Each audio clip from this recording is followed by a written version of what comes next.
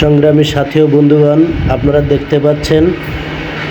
সাতক্ষীরা জেলা বিএনপির যুগ্ম আহ্বায়ক এবং কলারব পৌরসভার বারবার নির্বাচিত সফল মেয়র মোহাম্মদ আখতারুল ইসলামের নেতৃত্বে দেশনায়ক তারেক রহমানের ৩১ দফা বাস্তবায়নের লক্ষ্যে লিফলেট বিতরণ এবং গণসংযোগ করা হচ্ছে। আপনারা দেখতে পাচ্ছেন রোদ ঝড় বৃষ্টি উপেক্ষা করে তিনি দেশনায়ক তারেক রহমানের ৩১ দফা বাস্তবায়নের লক্ষ্যে কাজ করে যাচ্ছেন এবং আগামীর বাংলাদেশ স্বচ্ছ এবং চাঁদাবাজ মুক্ত বাংলাদেশ গড়তে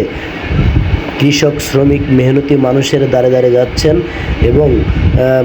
তাদেরকে ৩১ দফা সম্পর্কে সম্যক জ্ঞান বা ধারণা দিচ্ছেন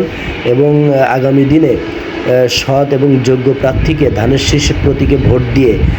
দেশনায়ক তারেক রহমানের হাতকে শক্তিশালী করার আহ্বান জানাচ্ছেন। সাতক্ষীরা জেলা বিএনপির যুগ্ম আহ্বায়ক এবং কলারব পৌরসভার বারবার নির্বাচিত সফল মেয়র মোহাম্মদ আখতারুল ইসলাম সাবেক পতিত স্বৈরাচার ফ্যাসিস্ট হাসিনা কর্তৃক নির্যাতিত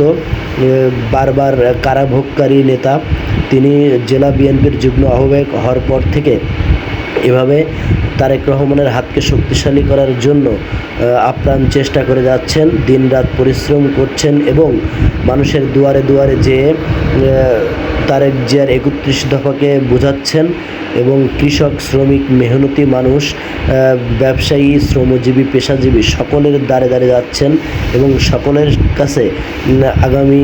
রাষ্ট্রনায়ক তারেক রহমানের হাতকে শক্তিশালী করার জন্য ধানের শীষ প্রতীকে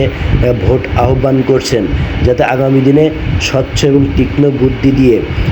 দেশনায়ক তারেক রহমান